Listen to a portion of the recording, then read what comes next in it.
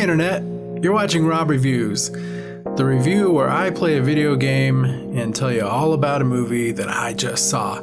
Today's movie is Borderlands, released in 2024, directed by Eli Roth, starring Jamie Lee Curtis, Cate Blanchett, and Kevin Hart, among many. The game for today is going to be Fortnite, chapter 5, something like that. So let's get the review about Borderlands started.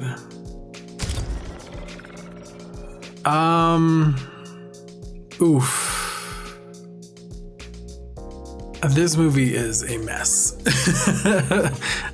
Like, this is the kind of thing I hate to do, which is just like bag on a movie that's already been pretty well bagged on by this point. I mean, it just like released today. I saw it in previews yesterday. Today is Friday, and wow, it is. I think the last time I felt this way was after I watched Rogue One, and I know everybody just loves Rogue One. It's like the best movie ever, the best Star Wars movie that Disney has done. And I found that movie very inconsistent, and a lot of things that didn't make sense, and different tones that didn't match very well. And that is the same thing that I see here in Borderlands. Is there are several different tones happening, none of them quite completely gel. And by the end, I was wondering why there was this big emotional investment in something that I didn't even see happen. And that's what it felt like. It felt like there were pieces of a movie that were missing, scenes that were supposed to take us and do things with us that weren't there. There is one sequence in the movie where I thought, this is really cool. This is kind of fun. This is kind of dark and creepy, and it reminds me of Eli Roth's horror films, frankly. And I really enjoyed that. I really appreciated that. I thought that was really cool.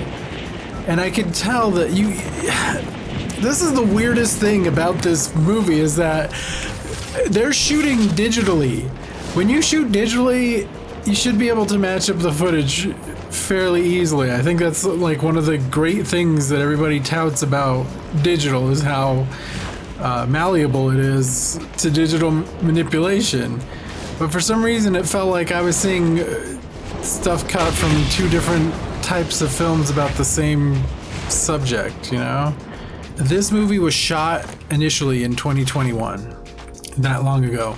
So this was before Cate Blanchett won an Oscar for Tar, and I think we probably hadn't seen how The Last of Us had, turned out yet. We certainly didn't have, the movies that we've had, like Fallout and things like that hadn't come out. So they were going into this looking to make, I guess, some kind of like hard-edged, or it seems like some hard-edged dark world kind of stuff. And then I'm guessing the studio wanted to tone it down. Now, this is all just me saying things. Like, I don't know any of the process that actually happened.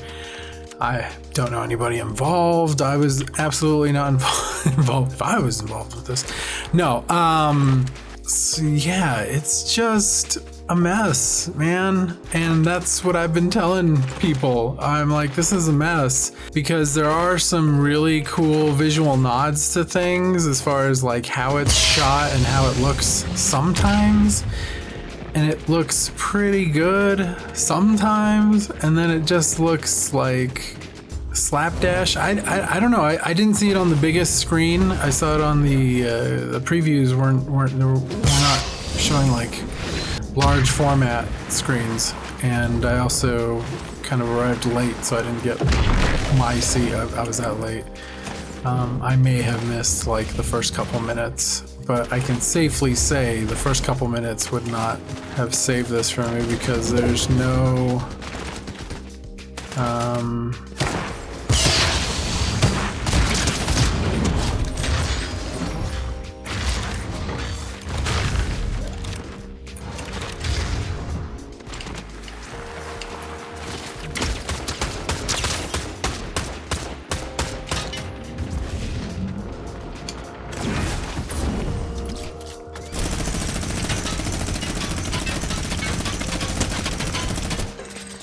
So apparently a good amount of it ended up having to be reshot because somebody wasn't happy with it, studios, or I mean, I'd have to imagine it's a studio. I don't know who else would ask to dump this much money, over $100 million, into a budget after the movie had already been held up for quite some time.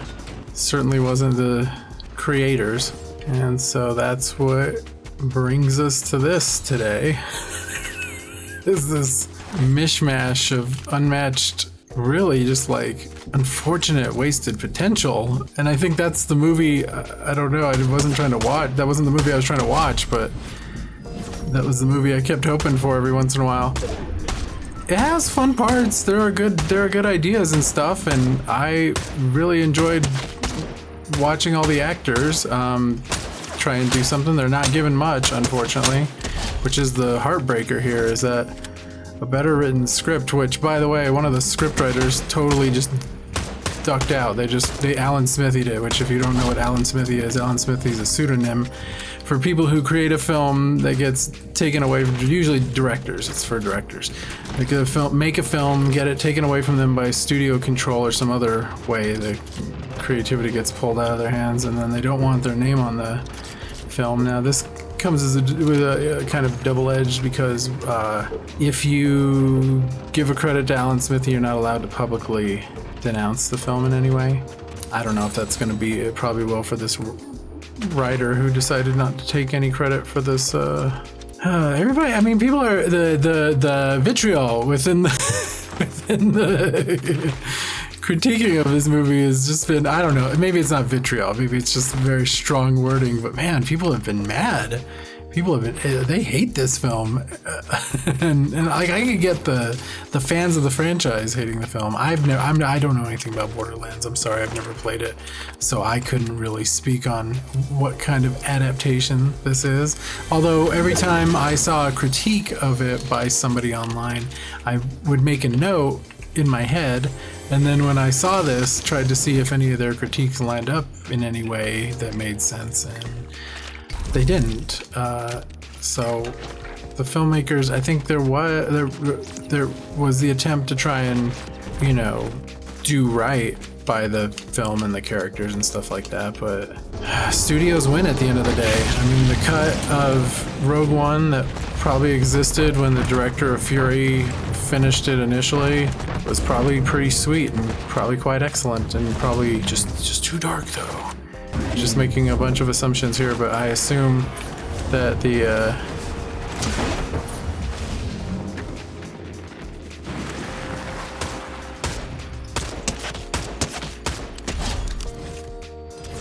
just stand there. So it comes as a bummer that it doesn't pan out, that it's not a thing that anybody's going to be happy with. Maybe, and I guess I came out of this more so like, if this was a bad movie, I could understand hating it. It wasn't bad enough for me to hate it. It just was so, it had a slight benignness to how awful it was to me. And I guess that's what made it hard to hate, was that it's just like, there's nothing going on here that's so unforgivable, something like that. I don't know. I just left it feeling flat, like, oh, they really did try to cobble something together, and it shows, whether it's the actress playing Tiny Tina, Ariana Greenblatt, like aging, being older at the beginning of the film, and then somehow quite possibly younger by the second half. Or if it's just so many ideas and we don't know anything. I don't know anything about the world. I don't know anything about where they come from. I don't know anything about Pandora. I don't know anything about why these worlds look the way they are. That was also just like incredibly painful. You're just like, what? I know I'm late to the show, but like, I don't think I missed like half an hour of exposition here. And in so many ways just feels like a mildly incomplete movie, or that it just cobbled together. And I would say if you're a fan of the franchise, I don't think you're gonna have as much fun as people who aren't fans of the franchise. I don't really know that, so I can't speak on that again. I had some fun moments. There was a lot of unearned emotional things happening. and that was unfortunate. Again, I didn't find it to be visually a stinker. I see a lot of people are just like, it looks so horrible. It looks like early 2000s, effects or something like that. And I don't see that. People were also just like, oh my God, Kevin Hart. So I don't know, like, what he's got going on that's like so annoying to people, but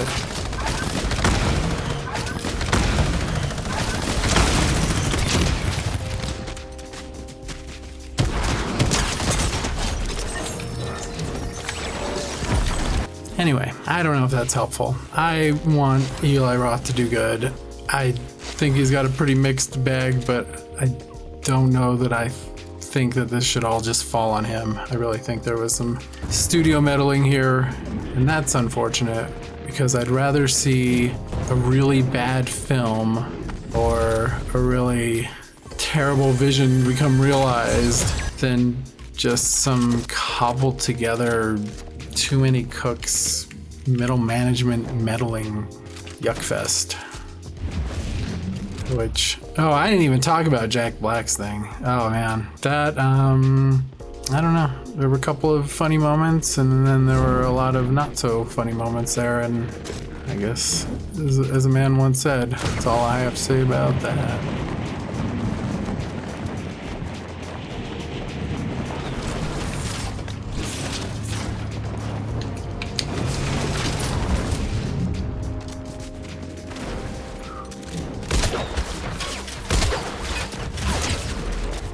Anyway, that's my Borderlands review. I wish there was a little more something. I wish I could do a breakdown of it.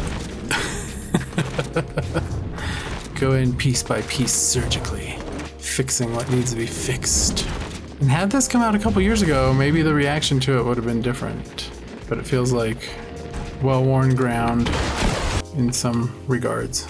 And then in some places just feels like complete and utter madness. Who's driving this thing? Nobody. That's who. Because there were like a guy, I thought the costumes looked alright. I thought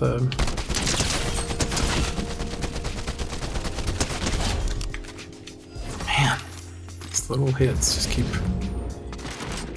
mucking me up. Letting money men run the movies has never been a good idea. Alright, 5 more left. That's the Borderlands review. Thank you, everybody. Good night. If they steal this car, it'd be hilarious. I would laugh. Is the house gonna be a part of this? It sure is. Sure as hell is.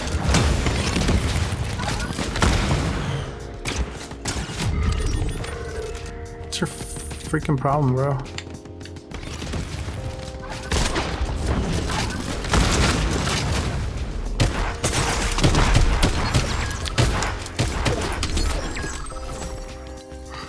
This turns into a slideshow half the time when I get that far. Should have tried better. I don't know what I was trying to do there. Anyway, thanks for joining me here on Rob Reviews. We'll see you next time.